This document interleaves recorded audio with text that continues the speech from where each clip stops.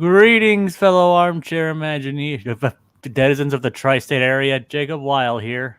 And Blue Dragon 5. The dragon, I know we're gonna do today. We're gonna activate the Recap-inator and discuss my favorite cartoon, Phineas said Ferb.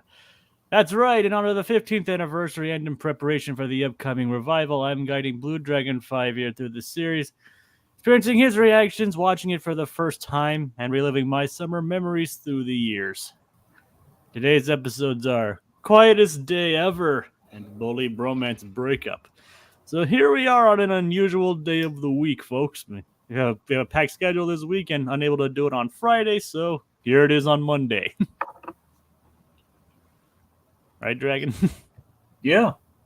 So we're not going to be doing it this Friday again, and we'll be most likely off next Friday as well. We'll back to our usually scheduled programming. Is that correct? I make no promises. I'm focused on this week right now. All right. Well, then let's get into it. The first episode is Quietest Day Ever with ninjas and handsomeness. What are your thoughts, Dragon? Okay, so the Doofenshmirtz plot was priceless. Yeah. Our main plot, well, I mean, there's a cool factor with the ninja garb, but I gotta be honest, Linda's side of things, kinda dumb. Yeah. Yeah. I mean, ninjas are automatically awesome. It's one of the. Yeah. It's like one of the rules of the universe of things that are automatically cool.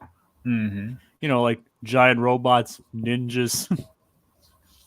You know. Yep. The whole ball of wax. Yeah. So yeah, I mean, Doofenshmirtz's plot is especially hilarious considering we get to see him enjoy the benefits of being handsome. So, but yeah, so let's get into it then.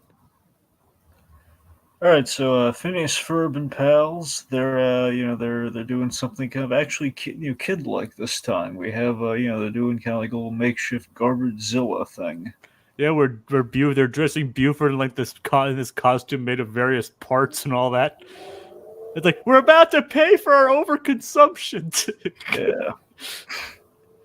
Garbage-zilla, which is it's kind of the environmental themed kaiju. Yep, he's not giant size yet, but give it time.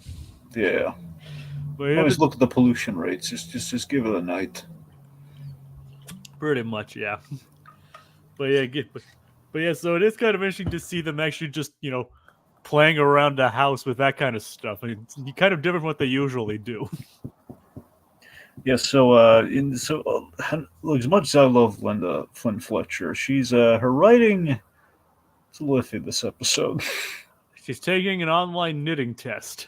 Well, first of all, she's lumping Candace in with all the noise there, which is rather unfair. I don't know what you and the kids are doing, but you gotta quiet down. It's like, well, Candace wasn't involved at all in that, Linda. I mean, come on. Yeah. Very clearly wasn't involved in any of that. She's sitting right there. Oh yeah. And she's telling them to knock it off. So I mean, come on, Linda. Anyway, so there's that. Even when Candace goes out, even when they go outside and Candace tells them to be quiet, she pins it all on Candace. Yeah. So Candace was the one actually trying to keep things quiet around there. So you got that, and then you have Linda delegating the task of keeping them quiet, onto Candace, while she's already giving it to the worst possible person she could do that with, Candace being the loud mouth that she is. I mean, to give Candace credit, she did actually try. Yeah, no, she did try, but here's the thing: it's just like Linda is delegating the act of actually parenting to Candace, which already on itself is kind of icky. It's like, come on, Linda, really? Just tell the kids to be quiet. They're good kids; they listen to you. It's all you needed to do. But yeah. No, you know how much Candace screws everything up. Come on. Well, you can't always blame her for that. No, I say it's a very simple act of just, hey, parent, Linda, actually parent. It's like, what? Yes points out, aside from possibly Lawrence, Candace is arguably the most reasonable member of the family. There you go. I can see that. Anyway, so all of this is because Linda's taking an online knitting test, which, Yeah. again, really an online knitting test. She has some. You've noticed that she has some unusual hobbies. I mean, we know she likes to knit, but having to take an online test? Yeah, acting like it's like this huge important thing that she has to do. It really, honestly, the way it reads, I know it's not technically this, but it reads almost like an online quiz. Like, do you like knitting? Which kind of knitter are you? It's like which Seinfeld cast member are you? Kind of affair, you know? Yeah, like one of those BuzzFeed tests. Yeah, exactly, like a BuzzFeed test. There you go. And we are not sponsored by BuzzFeed. No, Not that anybody really wants to be sponsored by BuzzFeed anyway. no, we're just sponsored by Buzz Lightyear. No, I'm kidding. That'd be great, but no. Anyway, It would be great, but unfortunately that doesn't happen either. Not Patrick Warburton, not Tim Allen, or anybody, or Chris Evans. nope. If the Anyway. satellite or moose claws takes effect, will Linda still blame the boys? That's a good question. Well, fortunately, that's something that's never addressed in the episode in the series proper. But who knows? Maybe in season 5 and 6 it'll happen. Yeah. We'll finally get to see the moose. As Candace is on noise patrol, and she tells them to be quiet. And again, in retrospect, if Candace were a lawyer, these boys would be so stymied because then she'd outline she'd get in writing and everything. Well, it's kind of funny considering her future career. Yeah. In a future episode, we will actually get to see that she does have some kind of job in the legal profession. Yeah? Yeah, kind of, yeah. Neat. Yeah, but I don't know if it's exactly a lawyer per se, but she's at least doing her thesis on law. All right. All right, so the boys, again, following what Candace says there, like, okay, you gotta be quiet. So what's the most exciting way to be quiet? Awesome ninjas. We're gonna be stealth ninjas. As Buford points out, silent and invisible. What am I, a ninja? Yep, light bulb. Yeah, that's the light bulb moment of the episode, where they was like, we're basically like ninjas. As we mentioned, ninjas are awesome. It's a fact of life. They're silent but deadly as well. Also samurai. Samurai are pretty cool. Oh yeah, especially if they're named Jack. Well, yeah. You don't know Jack if you don't like Samurai Jack. Exactly. You don't know Jack. Got to get back to the past. Also like Roni Kenshin, but yes, Jack. Jack. Hey, Jack. All right, I haven't seen Rurouni Kenshin though. Yeah. I know. But Tosai the Manslayer. Is it Manslayer? What's the other one? Well, I'm saying it's Manslayer. I don't care who you ask. But what's the alternative? Some people I'm getting there. Some people might have you say the Manslasher. Okay. But it's lame. It's a lame alternate dub. It's just like there's Manslayer. It's the whole point. He doesn't kill. He does kill or does not? No, he does not kill. That's the thing. The whole thing is he doesn't kill, and he's reformed himself into not killing. He used to kill. That's why he's called the man. That's why he was called the Manslayer. That was the name he's getting away from. All right, that makes sense. That's what I'm saying. Like, man's gonna call him. Oh yeah, but those are the Manslasher. We still got a sword, right? Yeah, I mean, do people occasionally get cut by it? Well, I mean, kind of. It's like, oh really? So he's slashing people still. Yeah, it defeats the whole purpose. Anyway, anime rants aside, ninjas. Yes, ninjas are very cool. Yes, that's another show I need to add to my list. That Rurouni Kenshin and Yu Yu Hakusho. Well, yeah, I prioritize Yu Yu Hakusho of the two. I mean, Yu Yu Hakusho, more of a momentum build. All right. So Rurouni Kenshin kind of has like roughly 3 seasons. Honestly, it kind of peaks after 2 because 2 is like kind of like the Empire Strikes Back story, and that's the big one. And Yu Yu Hakusho. Well, Yu Yu Hakusho, look, nothing's wrong with it from start to finish. Just, I mean, honestly, the Dark Tournament is like the high point, and then let's call it the third season, like the third big arc, if you will. That's good until we, in my opinion, until we have a reveal towards the tail end of that, which then brings us into the fourth kind of quarter, fourth season, however you want to label it, and which is like good, but it's nowhere near as strong as like the first two seasons. All right. I was have to watch both of those then. Oh, there you go. All right. Man slasher. Oh, God. So speaking of Sound Invisible, where is that platypus? Where the P-Man at? According to my animated counterpart. Aha, yes. Excellent question. So, Major Monogram, he has a personal vendetta against Doofenshmirtz this episode. Why? Because he's defacing magazines with handsome men on them. Including Major Monogram! Yeah, this handsome devil on the cover of Covert Lifestyles. Okay, now admittedly, how much money did Monogram have to shell out to get on the magazine cover? I mean, it can't be a high demand. You know what I think happened, Jacob? What?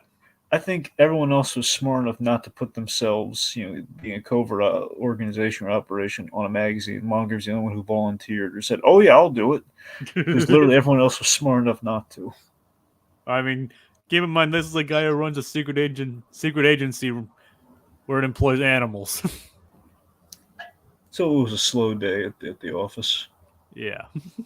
Who knows? Well, there's a secret magazine dragon, so maybe it's only delivered to the secretest of secret people. What is he, Nick Fury cross with Dr. Doolittle? Kind of, yes. Yeah. Not Sam Elliott mustache.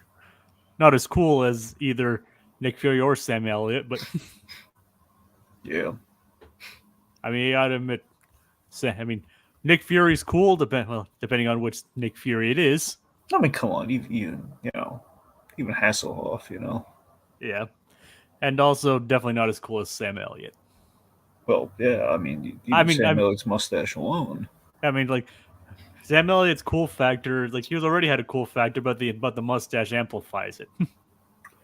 See, back in the day, Sam Elliott was a young man in Hollywood who did not have a mustache, and then one day, he had a mustache. He got a mustache, which was his life stream, and then once he got it, he said, "Life is good," and it all just fell into place for him. And then he went on to The Big Lebowski, and everything else just kind of fell into place. Oh yeah.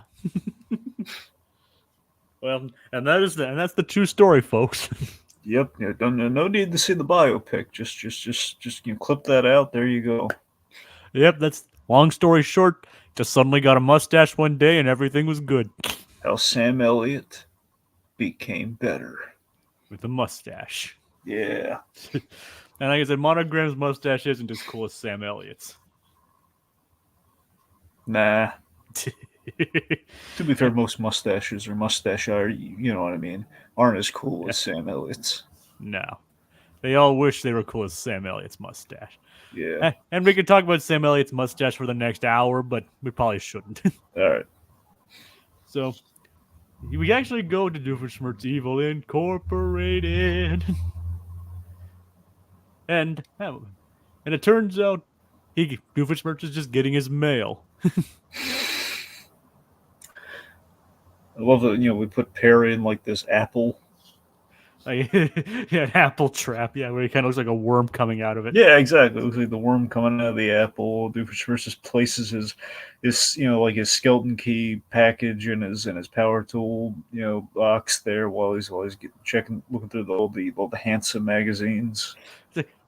Man, it makes the same mistake I gave my neighbor's handsome symmetrical weekly. I love the fact that when Perry escapes, getting his mail. It's mail time. Oh yeah. So as you were saying, yeah. So yes, I love the fact that when Perry escapes, Doofenshmirtz is just hung up on the question of like, wait, was it the skeleton key or the power tool? Did you escape some other way? Which I too would like to know that. Yeah, but it's ambiguous. I think it has to be skeleton key. What do you think? I mean, I was thinking power tools. Really? Come on, power tools. I mean, did you see a keyhole on that thing? Well, no, but skeleton key. You can pick the lock. Like I didn't see a lock. It looks like a bunch of grooves, so it was It's clearly on the inside. But how did Perry move his arms? Well, his arms are on the inside too. But the box was on the outside. He's got a hat and a bill. He's got mad skills after all. There you go. He probably used some milk sweat to get out of there. Who knows? Okay, look, in all reality, we're wrong. He just used the milk sweat to slide out of there, and he didn't use any of those boxes at all. Okay. Continuity. I mean, remember what his theme song says? He's got more than just mad skills. He's got a beaver tail and a bill. Yeah, to pay the bills.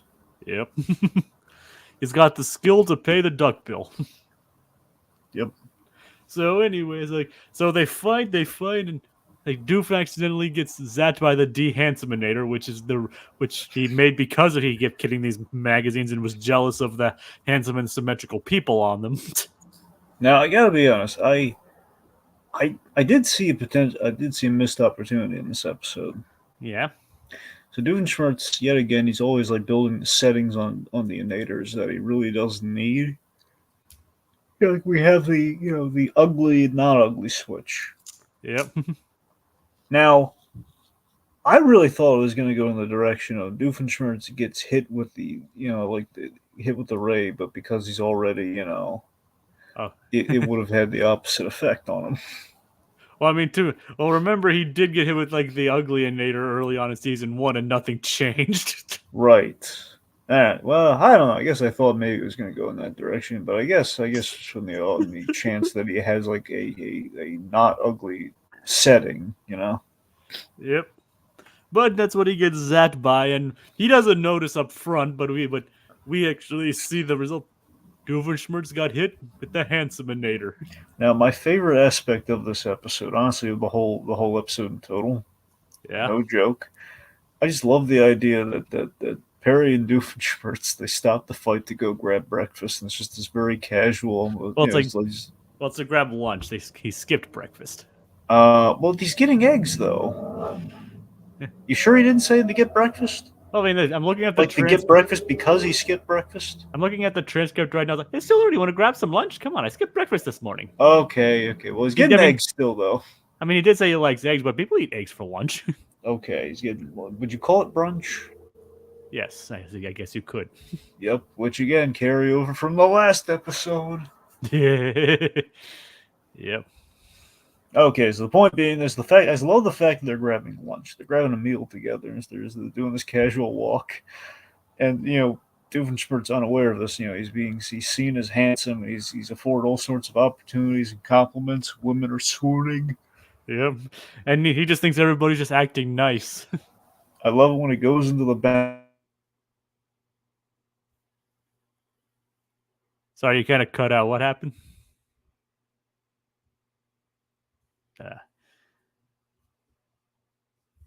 All right. So you cut out for a bit. What were you talking about? Okay, am I still cutting out? No, you're still here. Okay, good. But what were you saying? He goes into the back or something. Why don't you just tell him at this point? Just tell him. No, you do it. You're telling it, and I don't want to interrupt your moment. All right, so I love it when he goes into the bank. We have this one guy who's saying like, yeah, cut ahead of me. I've I was going to use it to get money. I was going to get money to get medicine for my sick child. Oh God. Oh God. And the lady's like giving him all the money. No, just enough for lunch. Just the fact that he's an honest criminal, it's like, yeah, well, he's not a criminal. He just wants to rule the world. It's a Dr. Doom thing. The tri-state area. You're right. I was thinking of the Dr. Doom comparison before I realized, oh yeah, Doofenshmirtz, we gotta scale it down. Just the tri-state area. But still, though, it's very reasonable in the grand scheme of things. He just wants this little section of the world, and Yep. Gotta take one step at a time, right? Yeah. And so inside the restaurant, it's like, can you believe the service at this place? Yep, and they take a picture almost like it's almost like the caricatures in the Brown Derby. Yep. And then he's like, look, he didn't give me this frame. It's like, this can't possibly be me, even though he has a lab coat. Okay, so I love this reveal. So like image wise, I really did. This was the first thing I thought of. Yep, me This too. great reveal of his parents was holding up this mirror, just showing him to his horror. Like instead of like, oh god, I'm hideously disfigured. It's like, oh god, I look like Patrick Fabian. Oh god, I'm a handsome man.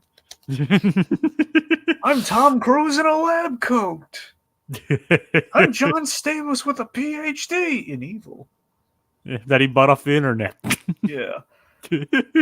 So basically, he learns. Basically, he's initially horrified, and he's telling there, "Oh no, I hate the beautiful people get all sorts of stuff without even unfairly, without even trying. Basically, like John Stamos or John Hamm.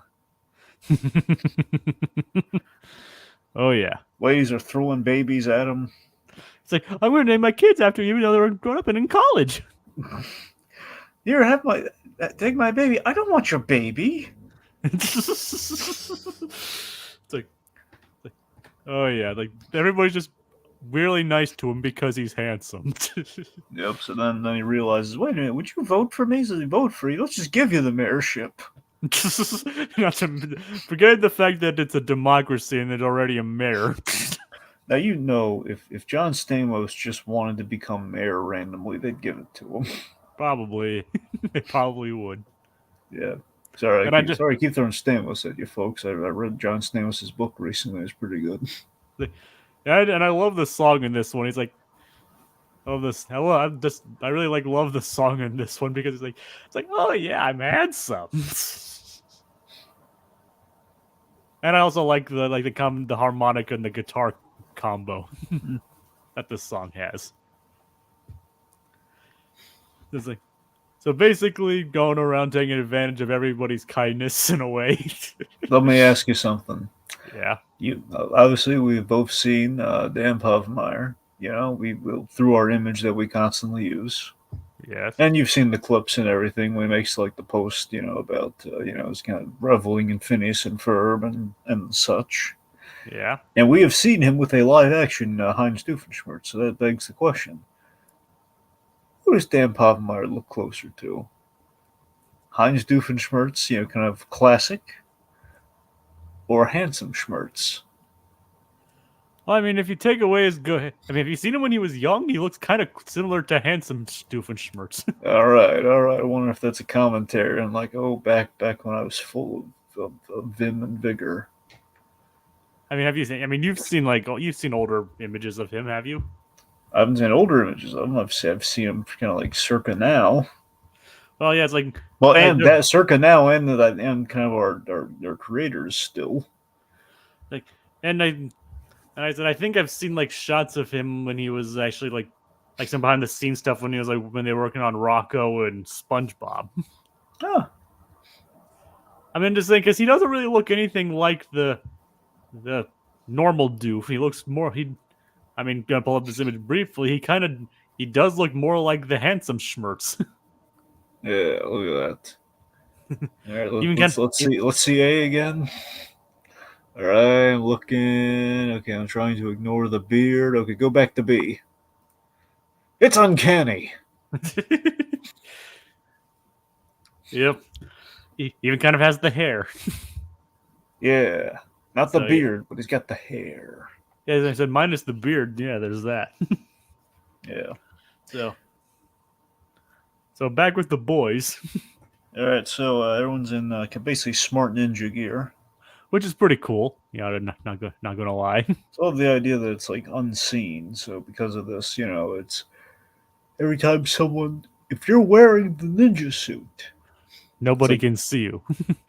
Not because you turn invisible or cloaked or anything. It's just because your reflexes automatically go hide amongst wherever you are. Yep, and it's automatic. They don't even have to do anything. They just automatically hide. Yeah. Now, to be fair, I think they missed the point of the assignment, where it's just quiet, it's stealth. It's not being unseen. It's about being unheard. It's like, well, you know what they're gonna do. They're like, Buford brought up the ninjas, and Phineas is like, "Oh, ninjas! Those are cool." True. And if you have the opportunity to be a ninja, you go be a ninja. Yeah. And we also have like, this weird gag where it's like, hey, Phineas, which way are you facing? Good question. And his head and his eyes like go the opposite direction.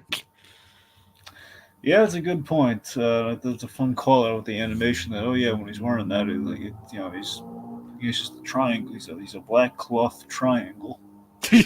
Yep, it's kind of freaky if you think about it too much. Oh, absolutely, yeah.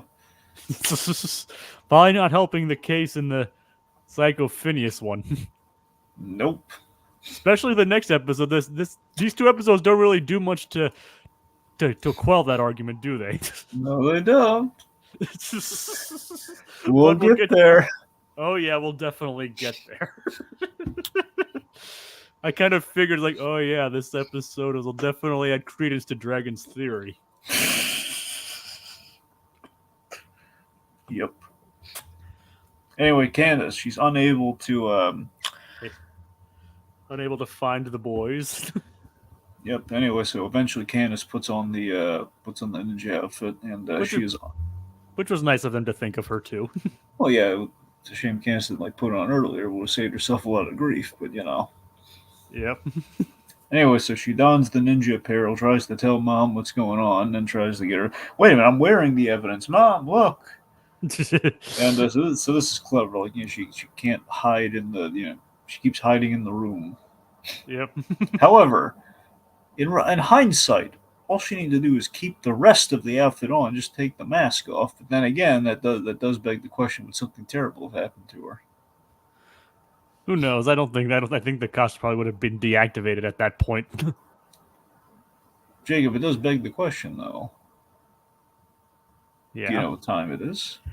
I do know what time it is, Dragon.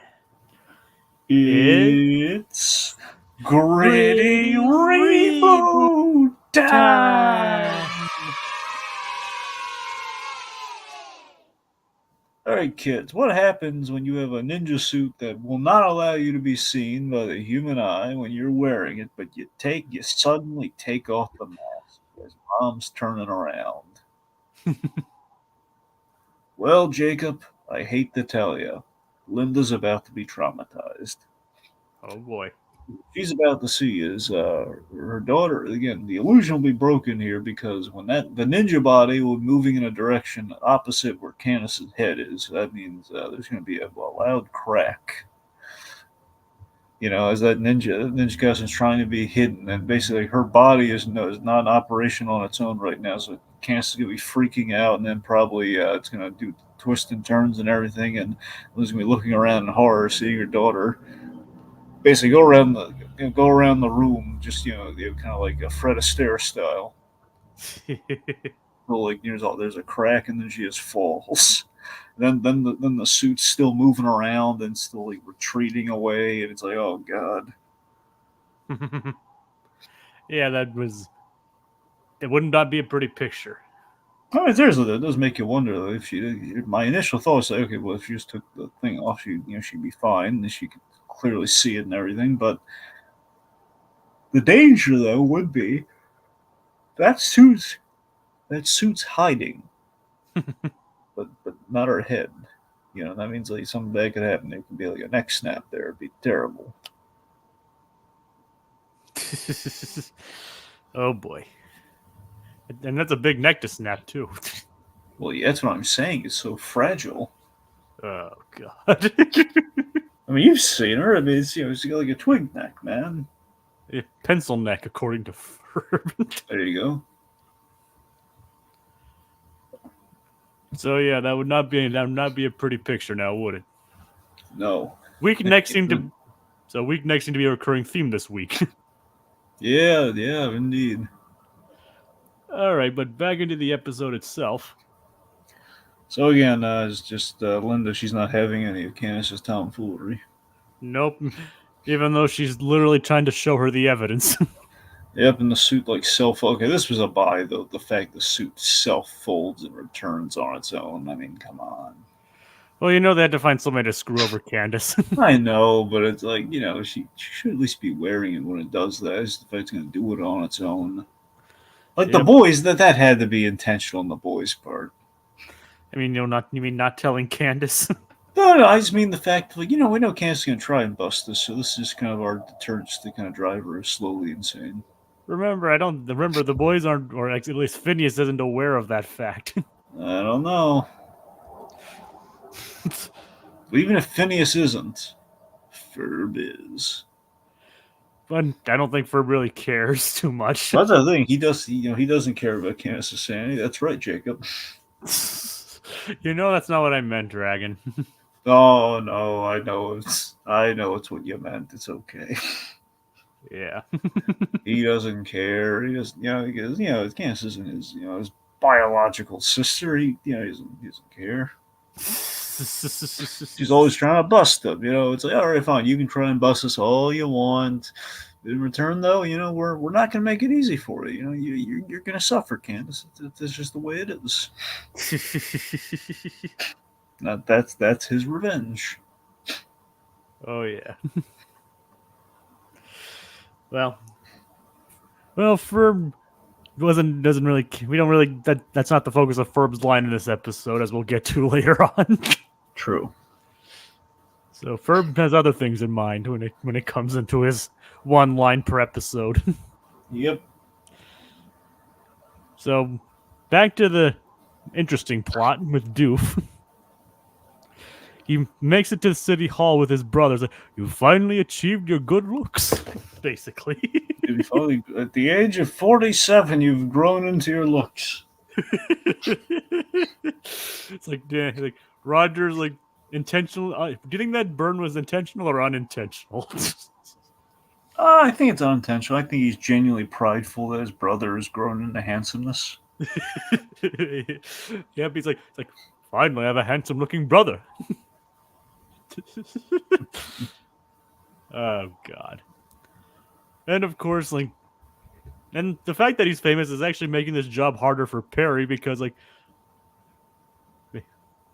because all the mass-produced hot air balloons and all that, getting in the way of the ugly-inator. During that song, Doofenshmirtz was gifted 30 full-size mirrors, 30 or 40 hand mirrors. It's like, send them over. Yep, so Perry's got a backup plan. It seems like an innocuous line at first, but it's pretty a clever callback if you think about it. Yeah. Bringing in the mirrors, and Perry sets up mirrors all throughout the city to redirect the beam and make Doofenshmirtz ugly again. Yep, and Claude in the comments here, he says, Roger called his own brother ugly. Yes, he did. Yes, he did. Yep. Perry just couldn't let him have this moment in the sun, could he? I mean, ultimately, look, in retrospect, I think one, it's really sad to see the painful defeat of he's become hideous in front of all these people again. But it's really unfair as the fact that, what, he kind of earned that. He earned that victory. And if it's more of a satire on how Danville works, where if they're all just gonna give it to who the most handsome person is, they kind of deserve to be overrun at that point. If they're gonna be that easily swayed, it's like the hope's already gone, Perry. Just let him have it. What's the worst he could do? Yeah, I mean, that's kind of the whole point of it too. Right? Yeah. It is kind of the whole point. So, yeah. but good's got to triumph, and unfortunately, good looking doesn't triumph in this case. Or it does, I guess. Well, yeah. It's a looks-based society, my friend. Yep. That's not a meritocracy, but what would you call that?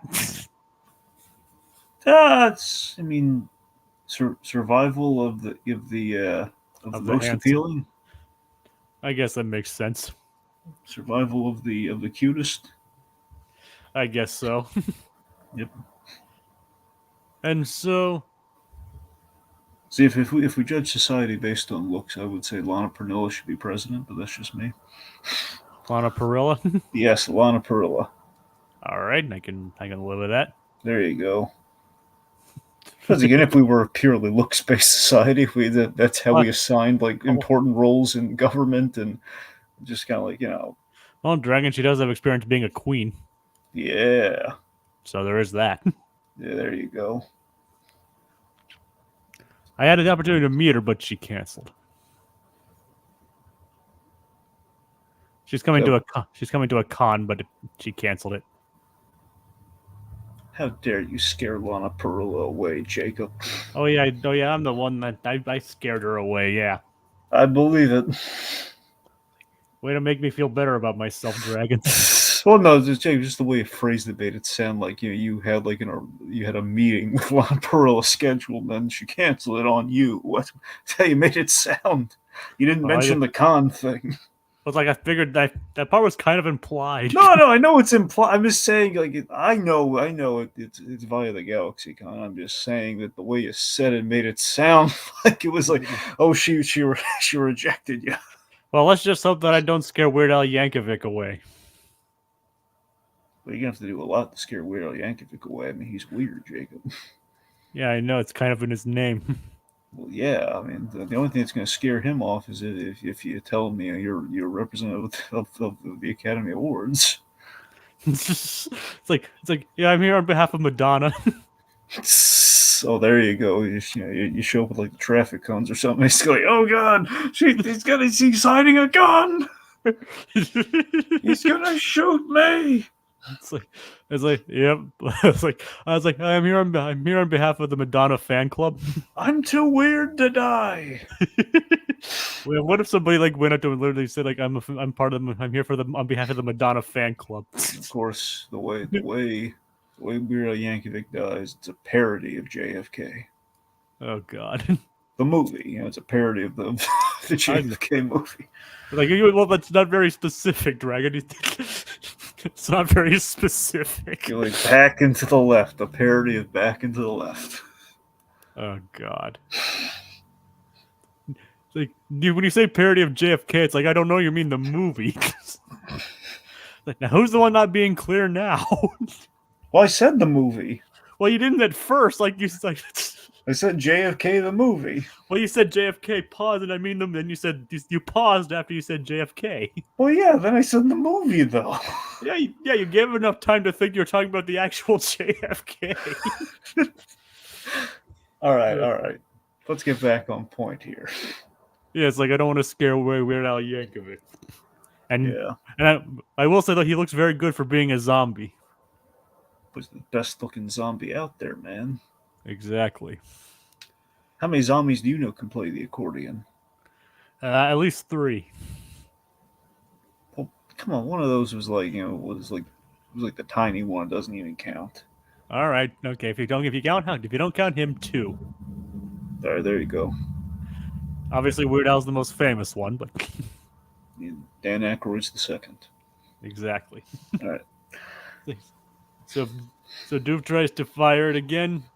Just stops caring, and in the process destroys the Inator, which of course, as usual, sets off a random beam. And Dragon, what happens to the beam? Well, the beam again eventually finds its way to the backyard of the Flynn Fletcher family, Which is as it naturally does. as it tends to do. Yeah, but it doesn't hit the boys or anything like that. Who does it hit? It's Buford. Yep. And Ferb's like, have you ever noticed that in a certain light, Buford looks handsome? Okay, I got a gripe here.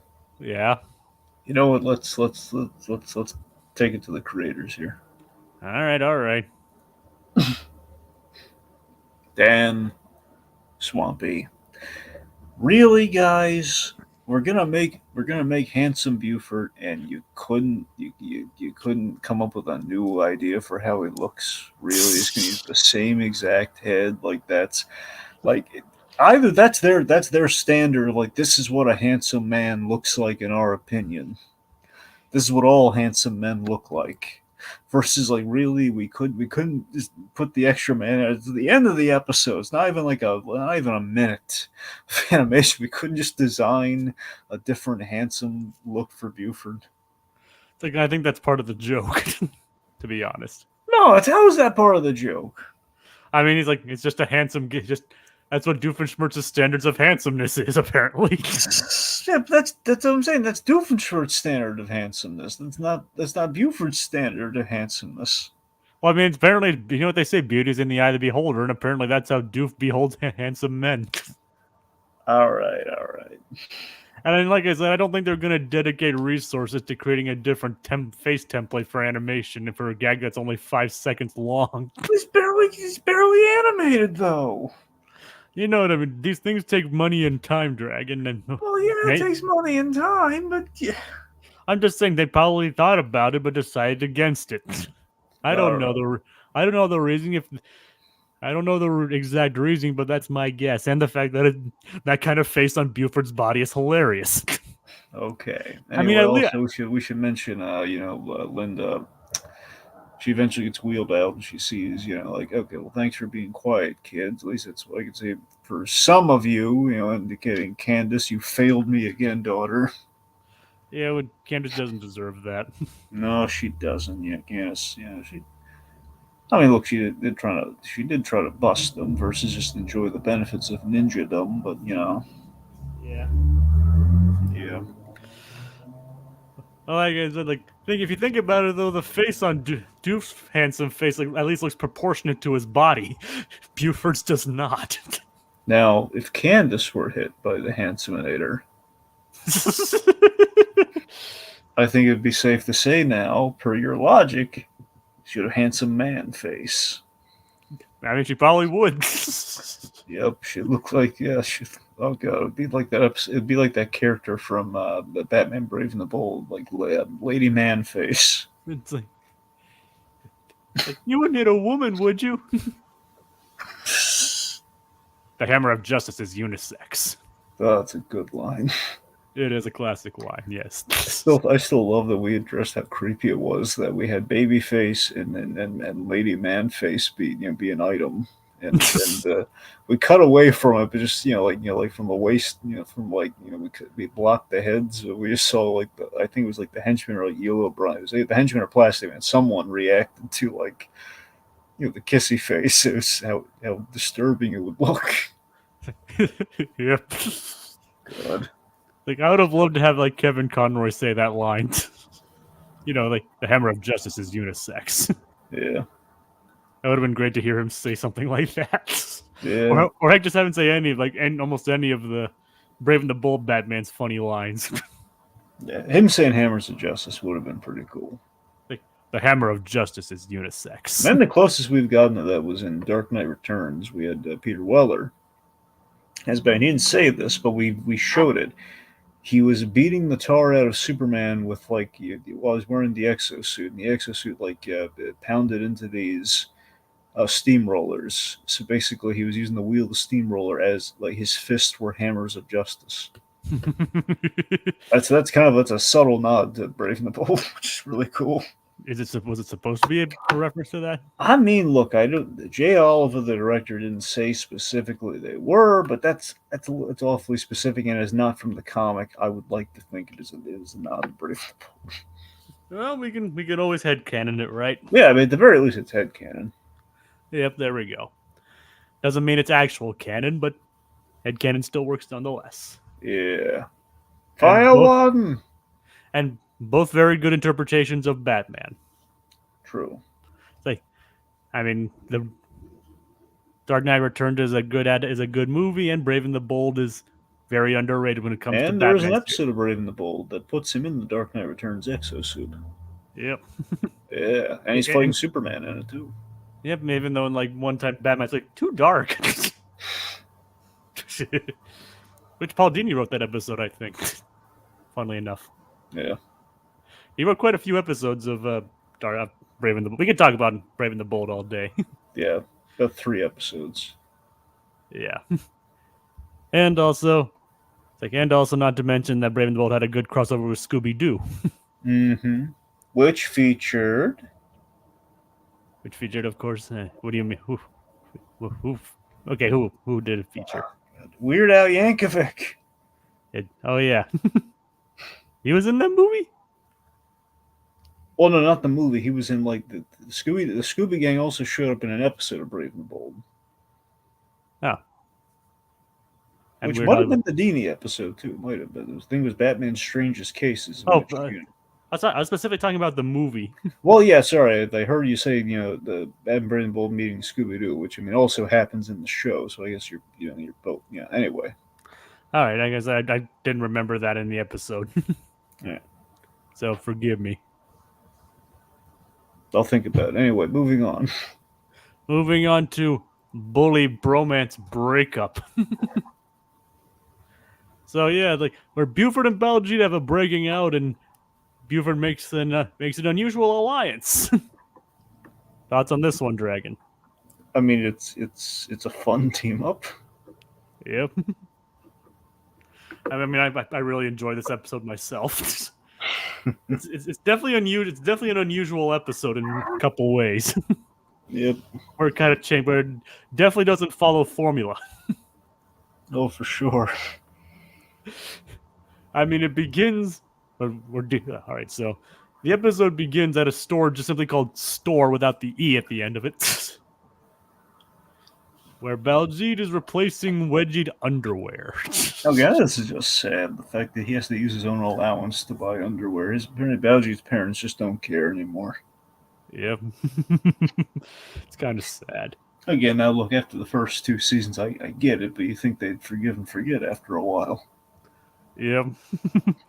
It's like, yeah, you were welcome, and you were kind of welcoming it early on, but now. Well, that's the thing. Yeah, I mean, now I regret it, but it was like, yeah, early on, it's like absolutely make him buy his own shorts. Yeah, But now you're like, oh, he has to buy his own pants, exactly. buy his own underpants. He's gonna buy his own undies. And statistically speaking, underpants is funnier than underwear. That's true. Yeah, I gotta be honest. When I think of cartoon underpants, I keep thinking, well, aside from the obvious being Captain Underpants, aside from that, which also had Weird Al Yankovic in it. The movie did. yeah. Yeah. Anyway, Kids Next Door. Oh yeah, like the sentient underwear. Yeah, the underwear assassin.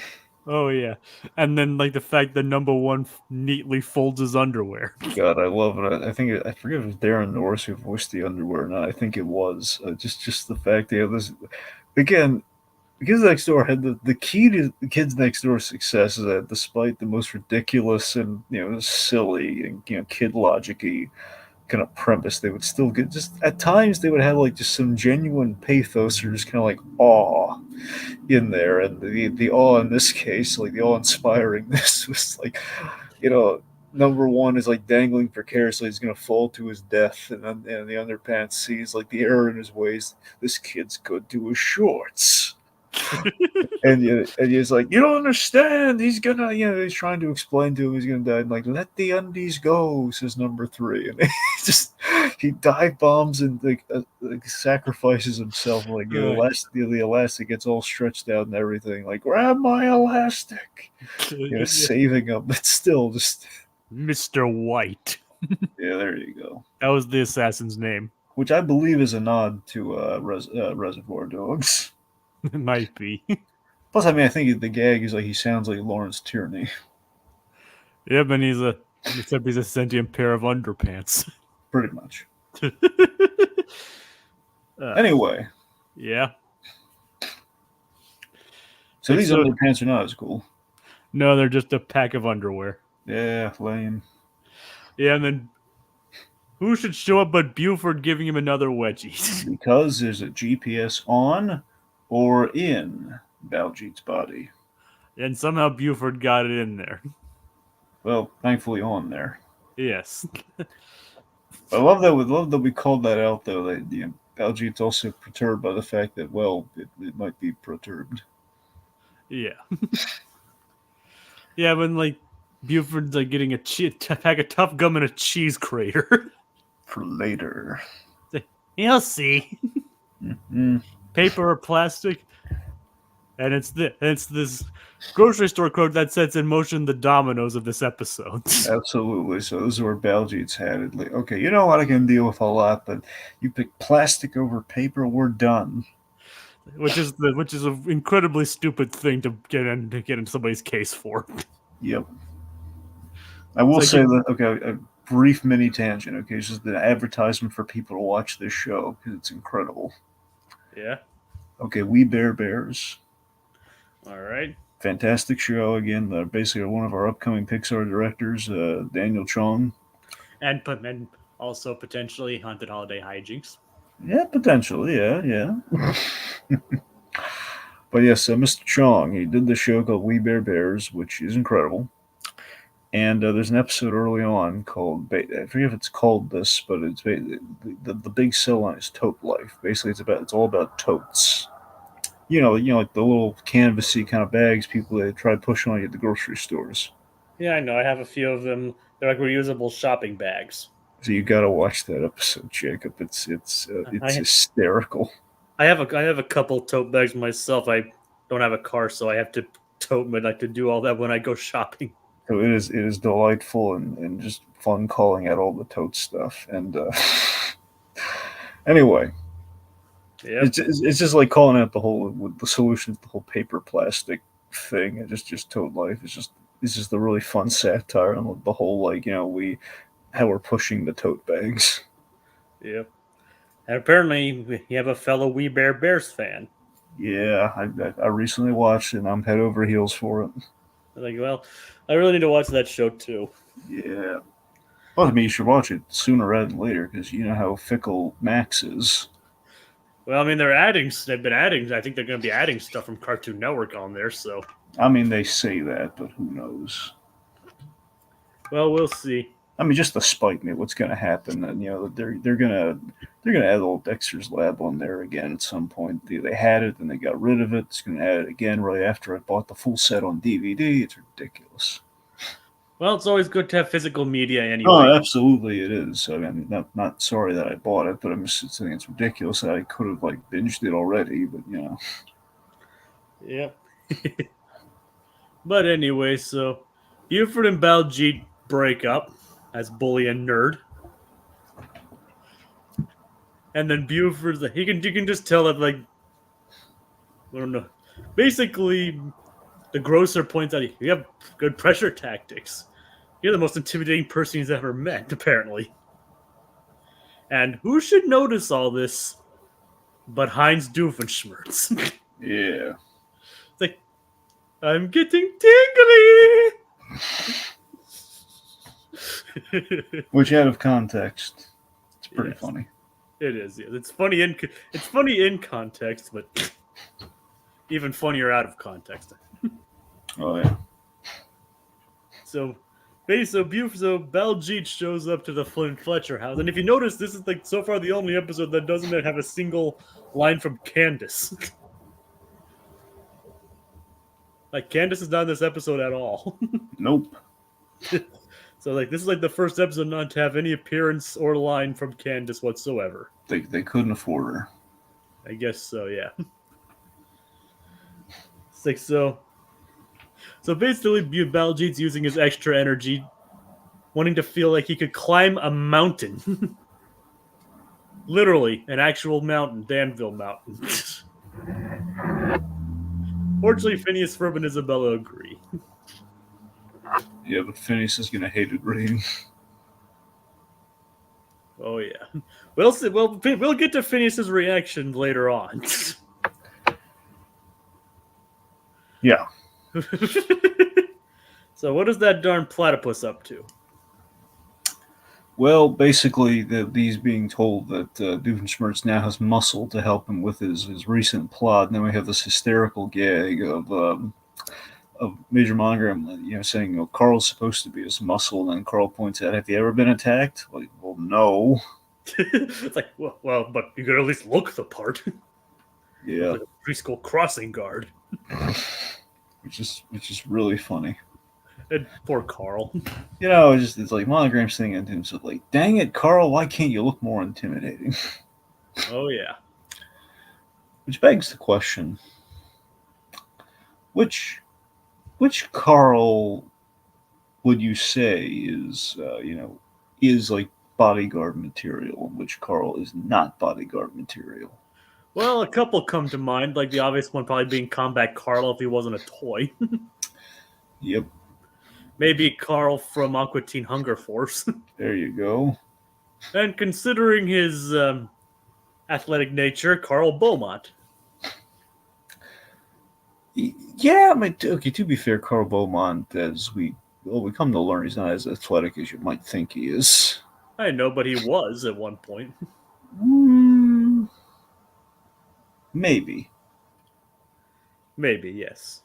Yeah, it's up But he definitely has the figure for it. Like of course. I mean, he looks intimidating. Like if you had Carl Beaumont like in a suit, like walking around, I wouldn't mess with him.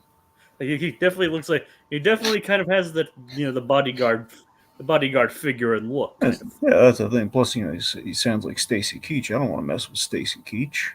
Oh no, Cheech and Chong learned the hard way of that one. Yeah. All right, so the least, the one you would definitely not want as your bodyguard. Weezer. I think Carl from Johnny Bravo. Yeah, he wouldn't probably do good either. Yep. Oh, you know what? Okay, I'll tell you. Here's one you would want as your bodyguard. Okay. What about Fredrickson? That's what I was getting there. Darn it. Sorry. Yes, Carl Fredrickson. Like he could, he could pull a little Cosgrove, a little Ed Asner magic there. He'd say, "Hey, cut it out." It's like, and you just cut it out at that point. Exactly. It's like if he tells you to cut it out, you just cut it out. And we saw even an Up, like when the window in his house got broken, he just looked at them and they all clammed up. Like, there you go. And his fight against Muntz. Yeah, I mean, hey, you get on his bad side, he'll hit you with that the tennis ball. Oh yeah, and draw blood too. Yeah, he's a bloodthirsty son of a gun. Like I still remember listening to the commentary for that movie. Uh-huh. And like he specific and Pete Doctor's initial reaction, like the test readings, was like he noticed that like at first it got laughs, and then they saw the blood, and then like you could hear a pin drop. God, I love. Oh man, that's why Doctor's got the magic touch, man.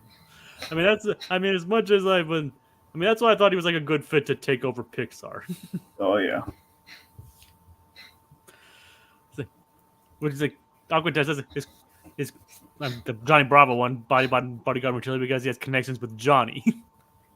I mean, we're talking about the Carls themselves, not their friends. Yeah. But Johnny Bravo probably would not be a good bodyguard either. Like Johnny Bravo's all like, it's the intimidation, but he's not a good martial arts at all, despite having the outfit and taking the karate class. And let's just face it, the moment he saw a hot woman, he would immediately leave his post. Exactly. It's like he'd go, "Oh, mama." Or in fact, he would pretend to be a bodyguard just to get with a woman. Well, exactly. I'm surprised that wasn't a plot of one of the episodes, to be honest. I'm sure there was something where John Bravo was like an officer of some kind that he joined the French Foreign Legion one time, but not a joke. I know. I don't doubt that. Which, fun fact, we referenced in the Christmas episode. Which one? Well, sorry, in the Christmas special, not the episode. The episode was like in the Christmas special. I believe we called that one Twas the Bravo Before Christmas was the short, like the Adam West poem. Oh god. I think it's just called John Bravo Christmas. I think that's what the special is. In a special, like he's like on the plane with little Susie. He says like, this reminds me of when I joined the French Foreign Legion. I was hog-tied and I forced to join the French Foreign Legion. Oh god. Which, I mean, more or less had. Basically, John Bravo in the show, he was basically accidentally put on a plane, or he accidentally joined the French Foreign Legion. He's like shipped off on a plane, and pretty much like Lawrence of Arabia with Johnny Bravo. Kind of reminds me of that time that Daffy accidentally joined the Marines. Yep. And was actually good at it. You remember? You know what I'm talking about? That one vaguely. Like that episode of the Looney Tunes show. Yeah, that's what I'm saying. I never really. The Looney Tunes show you're talking about, that was the one where we had, Daffy had like the girlfriend, right? Yes, like the one that's just straight up called the Looney Tunes show. Yeah, exactly. That's what I want to make sure I'm thinking of the same thing. Yeah, I saw clips of that show. I never was able to watch it, but what I saw was pretty good. I mean, I kind of like dismissed it when it was early on, but I haven't like gone through like a full rewatch. But it actually has some really clever I ideas. saw there. I saw the hot dog gag from that one. And there's a lot of clever ideas here and there, Yeah. and a lot of clever humor. Oh yeah. I mean, especially like the BMV episodes. Did Bugs have white gloves or yellow gloves in that? I think he had the white gloves. All right, good. I mean, the yellow gloves in the new cartoons is a throwback to his original design. No, I know that. I said I couldn't remember if that's when they started doing that or not. I think they did that with Looney Tunes cartoons. I believe you're right. Okay. And Uncle Ted says I need to rewatch Johnny Bravo. Yes, but the bare minimum, Aquatat. You want to keep it simple? First season. And maybe the second season. Look, second, yes. Look, there's nothing wrong with the second season. I'm just saying the first season's like classic OG Johnny Bravo. And that's when you have Van Partible there. Yeah. And also like Seth MacFarlane, Butch Hartman, among others. Yeah, that's a real shame they never put that one fully on DVD. Only the first season. But the bare minimum, at least I have the first season, which is, it's really good. And so, Yep. Yeah, hard to believe that was one of Seth MacFarlane's earliest works in the entertainment industry was Johnny Bravo. And again, one of the best episodes too is the Adam West episode. Oh yeah. The Adam West episode and the Schoolhouse Rocks parody. I've never seen that one. Or at least oh god, that was great too because you have like John Bravo being taught. There's the gag. It's we're not gonna finish talking about this episode at all. By the way, we're just gonna keep talking about Johnny Bravo. Wasn't this supposed to be a short tangent? It was supposed to be. All right, so finish the Schoolhouse Rocks, and we'll get back to the. Okay, so the whole gag of the Schoolhouse Rocks was that you have like this, basically the Schoolhouse Rock, kind of singing kind of guy parody is he's basically giving all these life lessons to Johnny Bravo, teaching him how to woo ladies, but he's pretty much teaching him how to manipulate and lie to women. So it's just really horrible. It's this horrible moral, but in like the Schoolhouse Rock style. But again, that's the Seth MacFarlane comedy for you, where it's basically if you sing everything in kind of this nice kind of nice happy go lucky kind of like positive way, you can get away with the most horrible messages. Oh God.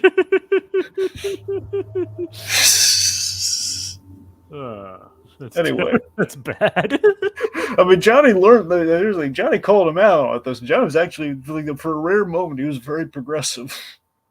I mean, he doesn't. I mean, do Johnny Bravo what you will, but he's not like a straight up like. He doesn't like demean or hate women or anything like that. No, God, no. He does actually he likes the ladies, and he would, he's just completely inept with them. Well, absolutely. And down goes another delicious beverage. Hopefully non-alcoholic. Well, no, he said ice cream. What was it like? Milkshake. Sorry, I was thinking like ice cream float, but he says chocolate milkshake. Like down the entire thing if our tangent goes on for like longer than 5 minutes. Yeah. Okay. Anyway, even to do it even more if our tangent's like not even related to the episode in the slightest. Anyway, so okay, so Doofenshmirtz and Buford, they make a good team. They do. We have a whole montage, and we also take them to the lab coat cleaners. Yeah, like Doof is just waiting in line, and then Buford just shoves everyone out of the way. And he intimidates the dry cleaner by threatening to throw like a latte on the white lab coats. And what cracks me up is Doofenshmirtz's horrified reaction. He scares even Doof. Yep.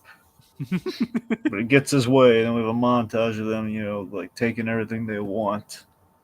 Oh yeah, and even breaking the laws of physics. Yeah. It's like where they're walking along, and a guy's just watering looks like watering the sidewalk. Mm-hmm. And then Buford just snaps in the water, just flies straight, just goes straight up in the air. Mm-hmm. It's like even the laws of physics are scared of Buford. It was apparently Buford was cut out of X3, but that's what happened. He was walking by Stan Lee, and then As I said, Buford's an enigma. Wrapped in a bully.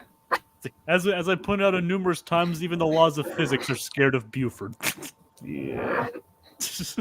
Laws of physics are nerds. Oh yeah. And so back to Buford, back to Baljeet and the boys and Isabella. they make it close to the mountain. And Phineas prepares the idea like the mega pants that'll help them scale the mountain. Baljeet doesn't need it. They're like, no, I want to do this myself, and that means no inventions. Yep, so as he's running across the rope bridge and everything, carefree, and brings them all across, and then Phineas, he's coming unraveled. It's like Phineas, like the moment he says no inventions, like they drop the creation, and Phineas is like, what? I'm sorry, what? Whose show was this? It's like, is your name in the title, Baljeet? Yeah, Dr. Ninja Baljeet. Yes. Specifically, the ninja part is what he's worried about. Like when he's called Dr. Baljeet, it's like Dr. Ninja Baljeet. Yep. Oh, God. It's like Isabella shows him. She's like, no inventions. Are you guys gonna be okay? Sure. Why wouldn't we be? And we see some early signs of the facade cracking early on with Phineas. Yep. And Ferb. It's like, so they finally make it to the rope bridge. It's like, I don't know. That rope bridge looks a little rickety. Maybe a couple hydrofoil unicycles would. Nope. And then he crosses the bridge himself. Yeah. It's like, and Isabel's like, yeah, this Baljeet rocks. And when he falls, it's like rocked. It's like she was just so casual about him falling to his death. That's season 1 Baljeet. Yep. But he uses the rope and brings everyone across the ravine. Like, I love the gesture that Ferb does where he puts his hand on Phineas's shoulder. It's like, it'll be okay. It'll be okay, Phineas. It'll be okay. All right, so what's next with Doof? What about with Doof and Byoof? Yep. So they're gearing up. We get a walkthrough of the awesome scale model of the tri-state area, which is an awesome scale model. Mm-hmm. And basically, the plan is Doofenshmirtz is going to use the Sculpt-inator to basically sculpt the Mount Danville into to a flattering version of his likeness. Yep, using like his head, but on a buff, muscular body. Yeah. Then we have this great joke. Lab coats. The cut at lab coat's not doing you any favors. And he's like, I know, right? I'm going to talk to my tailor about that. There's just wondering if Perry Plow's ever gonna stop him, but Perry can't act because Buford sees him. He's gonna put 2 and 2 together. Oh yeah, he's not as dumb as Doofenshmirtz was in Across the Second Dimension or in the rest of the series. Nope. Is every platypus named Perry? Oh God. So back with the boys, what's going on next, Draken, with the boys? All right, so then let's see. They're climbing up the mountain. Yeah, they're climbing up the mountain, and again, Phineas is in a fetal position, just as he's being carried up. Which again, Jacob, I think we all know what time it is. He's like, well, first I was like, how about some raw lobster claws, or maybe gas-propelled grappling hooks? Or towing spiders? He's just going more and more desperate. But as we all know what time it is. It's really reboot time. Oh yeah. So I just love the fact that this episode kind of validates Gritty Reboot Time to some degree. Where it's just like, I mean, we don't even have to do anything here. We're just seeing like the psychosis of Phineas Flint Fletcher's, the unraveling if he has to invent, or else he's gonna fall into madness just from being useless and having to be a normal child. Just the fact they're emotionally stunted if they can't build, which then adds this whole layer of like, this is why Candace can't stop them, because if she actually busts the boys, this will happen to Phineas. If like they get caught, Mom says, no more building anything like that, boys, Phineas will cease to exist. He'll go off the deep end, or secret villain origin. He will become the new Doofenshmirtz, only his inventions actually work. Well, Doof's inventions work, they just don't function properly. Well, they will function properly. Yep. These inventions, and Ferb will be norm. Does that mean he's gonna roboticize Ferb? Absolutely. Because that's the thing. The first thing he's doing, like, I'm sorry, Ferb. I have to do something, and Ferb just like, all right. Ferb's cool with it. Absolutely. He gets to be in an awesome robot body. Yep, and then it'll be like a love story between the robot Ferb and Vanessa. And Ferb is not powered by a hamster. No, he's powered by love. Exactly. Yep. It's like Vanessa. He's even as a robot, he still feels the love. Yep, and then he basically is gonna go kill Monogram's son. This is for Vanessa. Yep, that's why we never see him again. We actually do see him again. I know we do. I'm just saying that's why in this great reboot we never see him again. It's like I still remember your reaction to that. I was like, we're never going to see him again. I was like, actually, we do see him again. Good. Like, remember, because you're so used to characters not appearing again. Yeah. And we actually do see him again. Yep. Apparently we're cheaping out on the character returns. This is full Vanessa. Yep. Ferb is powered by Ferb. There it is. I can get behind that. Anyways, the point being, Phineas or we go the other direction where we reveal Phineas this whole time. He's actually been in a fetal position in a mental hospital when he's imagined all of Phineas and Ferb. That classic fan theory. Which is why, well, mainly because here's where I add the extra layer to it, though. Okay, looking for Frankenstein's brain. That's the tip off. That's like, okay, Phineas is he's looking for, essentially he's looking through his own brain. That's why like Phineas sounds so different in the opening. Yeah, and then because they couldn't bother to re-record Vincent's lines for the intro. Yeah. So yeah. There you go. Okay. So yeah. Phineas is finally allowed to invent when he sculpts like a chalet, just like in milliseconds, because he feels so useless and all that. It's like they finally make it to the top of the mountain. And it's like, okay, you're good. Ice chalet. It's like he just like immediately gets to it, and even Ferbs is like, if I wasn't able to build something soon, I was going to scream. Can you imagine Ferb screaming? Oh, that'd be something. Yep, he never screams. He never really talks above a monotone, really. Like in the whole series? Well, I mean, except like aside that one time when he doing the speech to find Steve. Right. But most of the time he doesn't do much beyond that. Okay. Steve the chameleon. Yep. So anyway. Yeah. So back in there, like, Doof's even got Buford matching lab coats. John Phillips of London bully wear. And monogram jetpacks. Which is pretty cool, right? Yeah. Would you if you had the opportunity to get monogram jetpacks, would you get monogram jetpacks? Well, yeah, probably. I mean, how can you pass up a jetpack? I mean, if they're just gonna throw it in there, I mean, I mean, it's a good bonus package, isn't it? Yep. And so Buford and Baljeet are both feeling holes in their heart.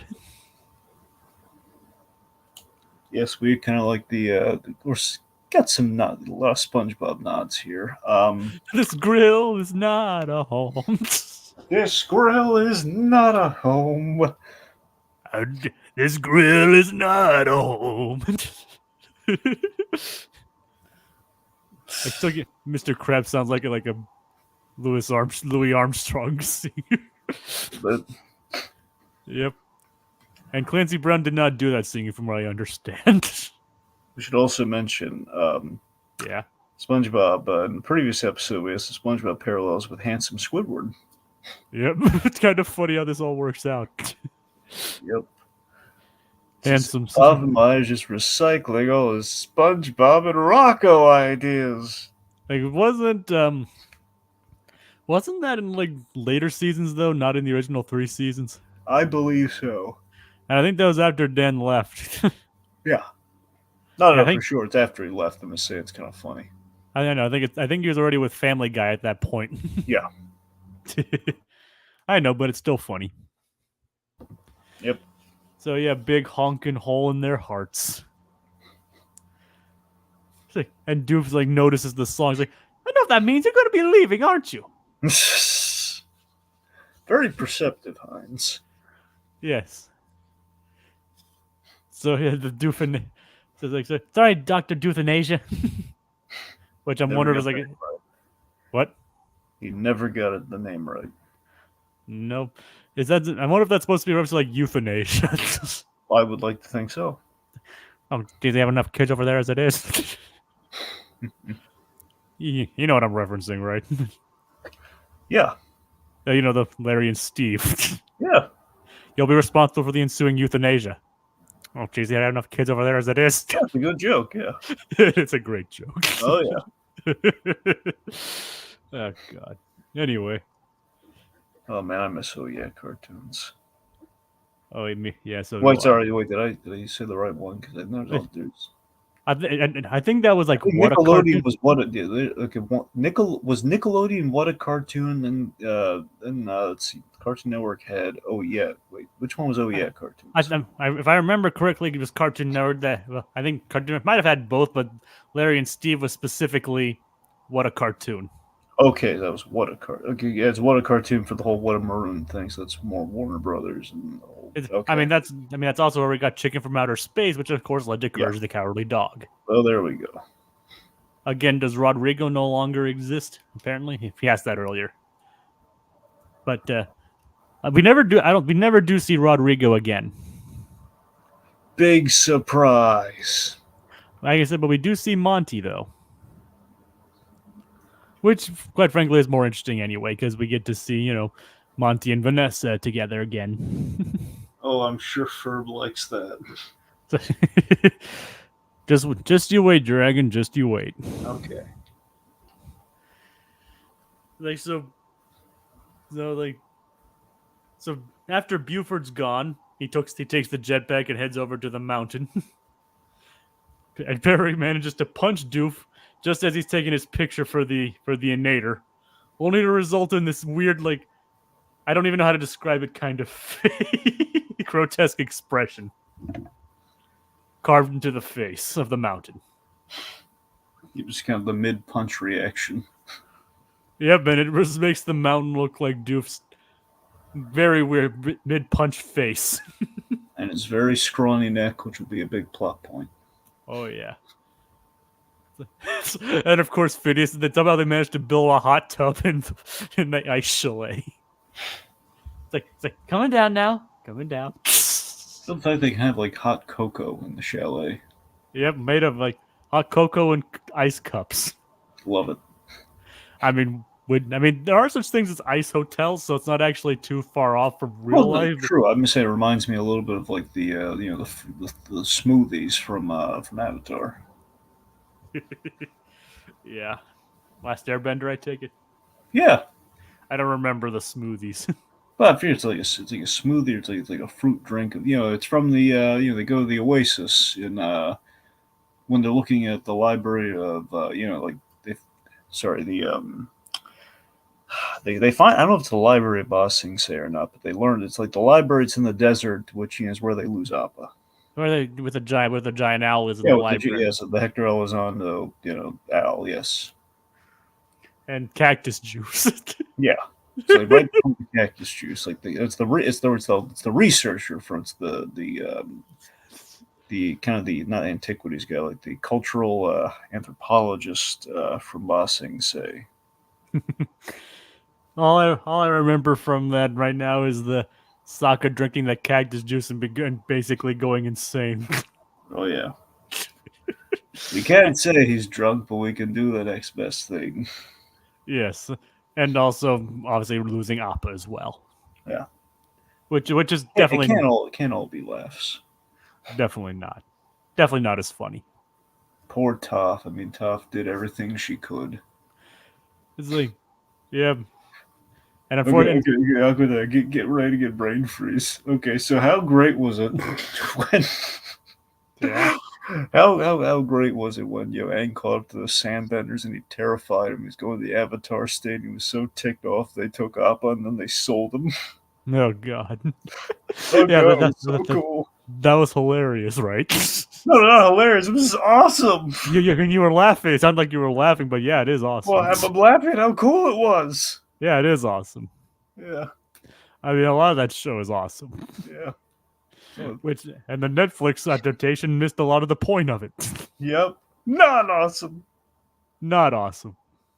I mean, It there's was in some the parts. ballpark. It was in the ballpark, but not remotely hitting the ball, hitting the bat, not remotely. I mean, if you could call the original series like a grand slam, that the Netflix one wasn't even a home run. It's maybe like a ball. Like if you hit enough of them, then you kind of like, yeah, well, I guess you can walk. Yeah, it was like he got four balls and he went to first base. That's pretty much it. Yeah. Like I said, the original series grand slam, like bases loaded, knocks it out of the park. Yeah, but I mean, so many great moments. I remember when Iroh, they all teamed up for a moment, taking on Azula, and then Iroh gets hit by the fire, and then it's like, leave us.